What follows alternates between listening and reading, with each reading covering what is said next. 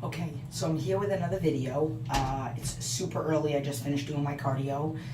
Boys are upstairs. It's a holiday, so my husband's not at work. My son's upstairs sleeping. So basically, what I decided is to talk about a certain subject that one of my clients asked me for that I'm sure everybody can relate to.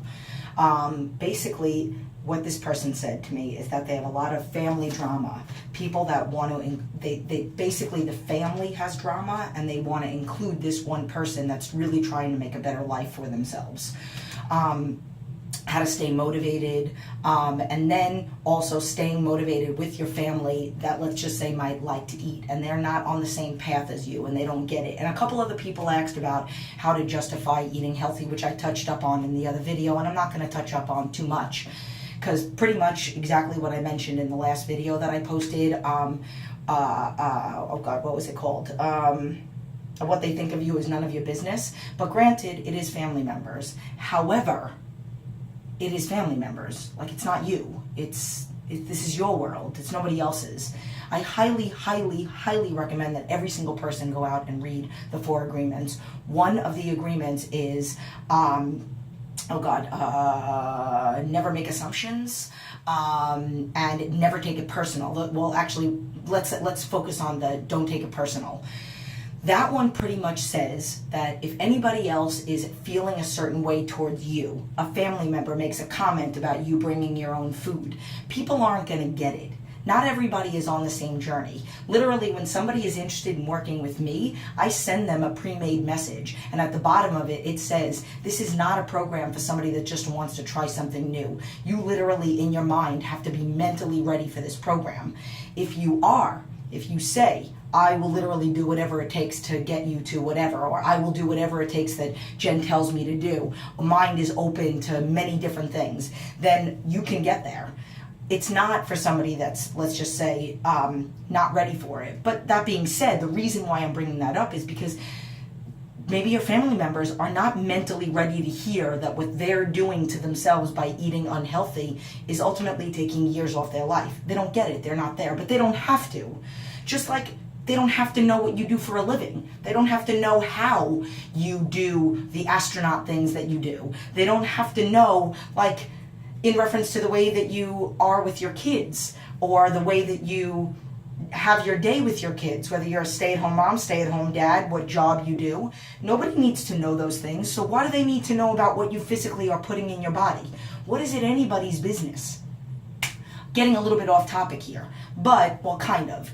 So literally, it is very, very important for you to understand that people aren't going to get it. But it is also important that, I did mention in the last video about coming up with distractors, conversation distractors, and stuff like that.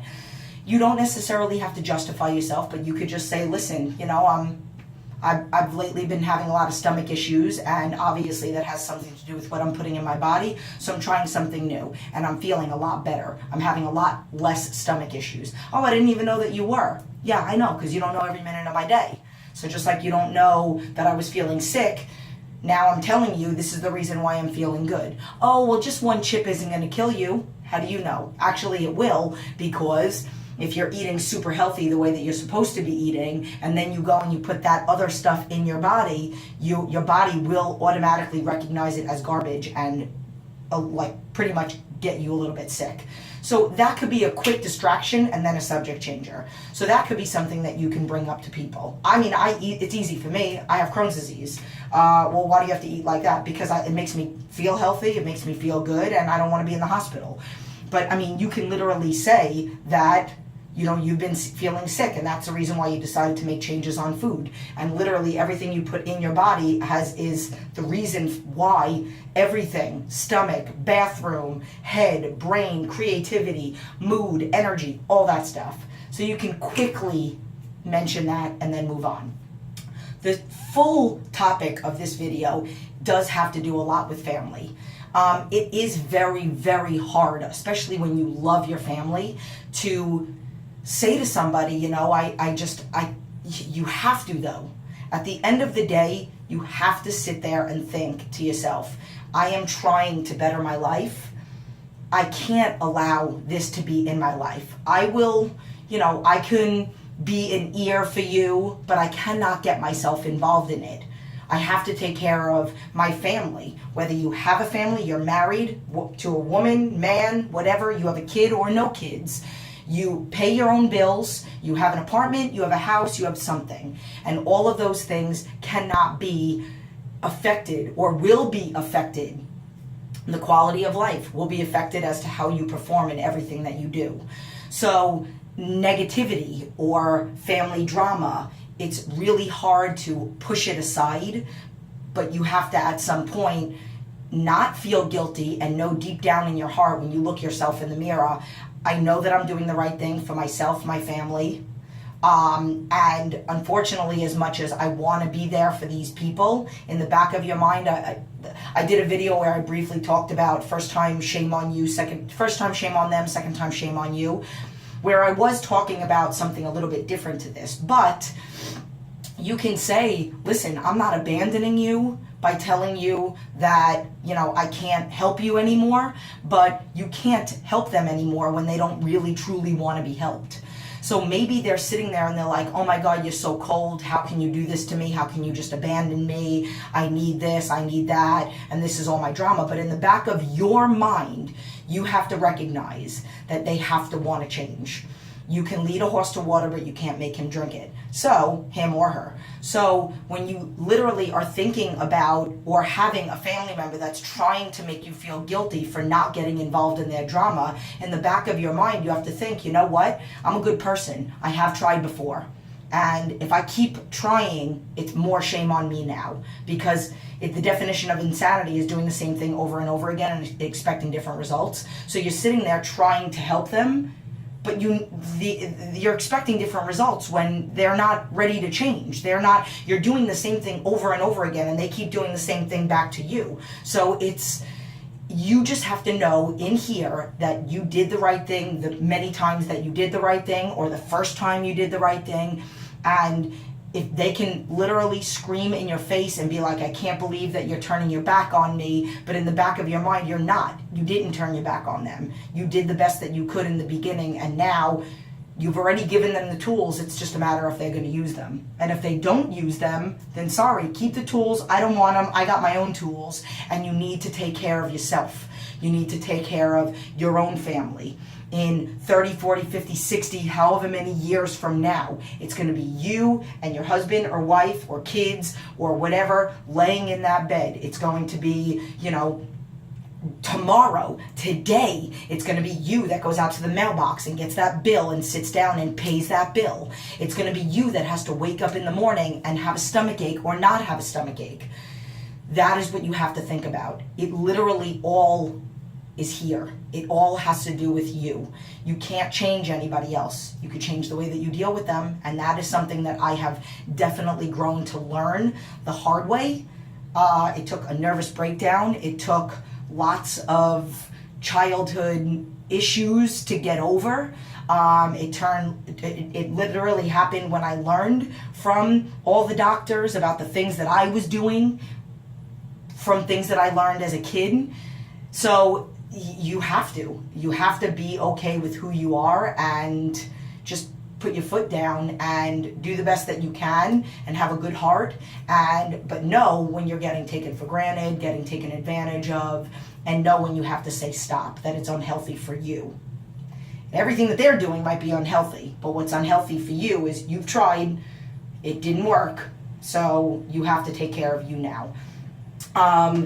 Self-motivated. I truly believe that every single one of us have to find an ultimate motivator. And I've talked about this in the videos. What is your fire? What are you going to wake up every day and think about, and what is going to make this day successful? To get to the end of the day, you are one step closer to this fire. Or to make it through the day, I'm trying to make it through the day so that this fire I'm closer to, or whatever. You have to find your fire, and it has to be something significant. Not, I want to get a boyfriend back, not, and I did have somebody private message me and talking about finding a significant other. That's not a good enough fire. However, there are lots of fun things that you could do, and I'll touch on that in a second. But you have to find your fire, whether it's a fear fire or whether it's a ultimate goal fire. And then when you reach that ultimate goal, you got to make more goals. Because just like my video, never be satisfied, because that's the day you'll stop pushing.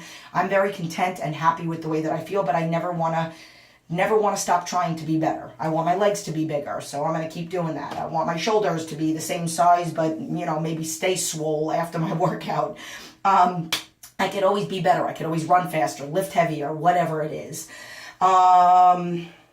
Staying focused, okay. Now another thing that you could do also, and this kind of has to do with it, staying disciplined with family also, and this is to touch up on earlier in the video, make memories. So let's just say if you go over a family member's house and you're afraid they're going to talk to you about food, you have your backup plan, you have all that stuff, but you also, hey, you can't see it, but the camera is on top of a game. Bring games, Scattergory, Taboo, those Pictionary. It's super cheesy, but super fun. We should all be young at heart. So bring games, you make memories, they're distractors. You stay away from the kitchen table during big holidays like Thanksgiving, and I've talked about that in my holiday videos. So that's a little thing. I will say this, I will touch up on that whole single thing. Don't try so hard. If you're feeling lonely, then you might not be very happy with yourself.